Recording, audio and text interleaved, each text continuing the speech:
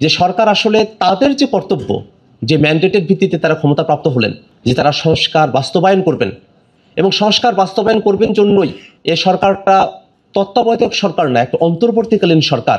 সেই দায়িত্বের জায়গাটা সরকার হয়তো ভুলে বসেছে। কেননা তারা এখন শুধুমাত্র নির্বাচন নির্বাচন এবং নির্বাচন কিভাবে আয়োজন করা যেতে পারে এবং তারা কিভাবে নির্বাচন দিয়ে নিজেরা দায়িত্ব থেকে অব্যাহতি পেতে পারেন, সেই ধরনের একটা পথ খোঁজার চেষ্টায় তারা রয়েছেন।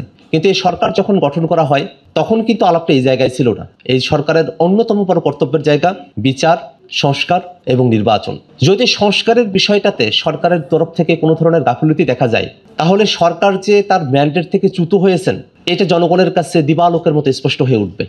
তো আমরা সরকারের কাছে আহ্বান জানাবো, আপনারা যে ম্যান্ডেট নিয়ে ক্ষমতায় বসেছেন সেই ম্যান্ডেটের অন্যথা আপনারা করবেন না। জনগণের পক্ষে থেকে জুলাই সনদ বাস্তবায়নের জন্য কার্যকর পদক্ষেপ আমরা অতি দ্রুত সময়ের মধ্যে আপনারা গ্রহণ করেছেন, সেটা আমরা দেখতে চাই। সংবিধান নিয়ে নানা ধরনের কথা হয়, কিন্তু বাস্তবতা তো এটাই যে এই বাংলাদেশে 5 আগস্টে ছাত্র জনতা যখন বিজয় অর্জন করলো, তারপরে 3 দিন এদেশে কোনো সরকারই ছিল না। কোথায় ছিল সংবিধান, কোথায় ছিল সরকার? ওই 3 দিনের কথা আপনাদের মনে পড়ে না কেন? সেই 3 দিন তো কিছুই ছিল না, কিন্তু দেশের মানুষেরা তো শান্তিতে বসবাস করছিল। সেই দেশের মানুষেরাই তো আমরা এখনো আছি। কেন আমরা সেই পুরনো সংবিধানের ফাঁদে পড়ে আমাদের সমস্ত আশা আকাঙ্ক্ষাকে, পরিবর্তনের লক্ষ্যকে আমরা জলাঞ্জলি দেব? এই সংবিধানের ততটুকুই কার্যকর আছে যতটুকু বিপ্লব পরবর্তী বাংলাদেশে স্থিতিশীলতার জন্য প্রয়োজন। এর অতিরিক্ত কোনো কিছু এই সংবিধানের আর কার্যকর নাই।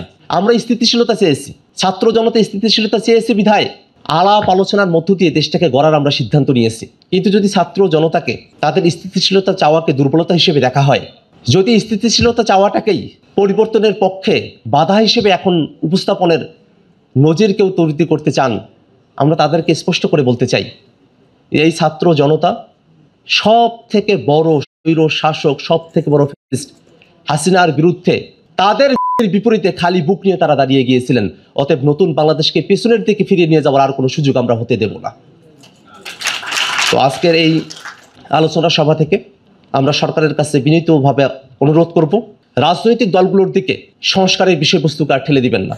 রাজনৈতিক দলগুলো আমরা আলাপ আলোচনা করেছি, ঐকমত্য কমিশন সিদ্ধান্ত গ্রহণ করেছে, সেই সিদ্ধান্ত অতি দ্রুত সময়ের মধ্যে বাস্তবায়ন করে বাংলাদেশে বর্তমানে রাজনৈতিক অঙ্গনে যে সংকটের জায়গা তৈরি হয়েছে সেই সংকট নিরসন করে বাংলাদেশের মানুষকে সামনের নির্বাচনে অংশগ্রহণের সুযোগটা তৈরি করে দিন।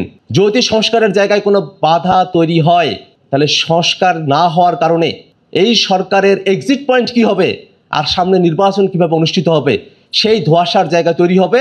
সেই ধোঁয়াশার জায়গা যেন সরকারের তরফে সরকারের ভিতরে কোনো শক্তিও করার চেষ্টা না করেন, সে অনুরোধ রেখে আমি আমার বক্তব্য শেষ করছি।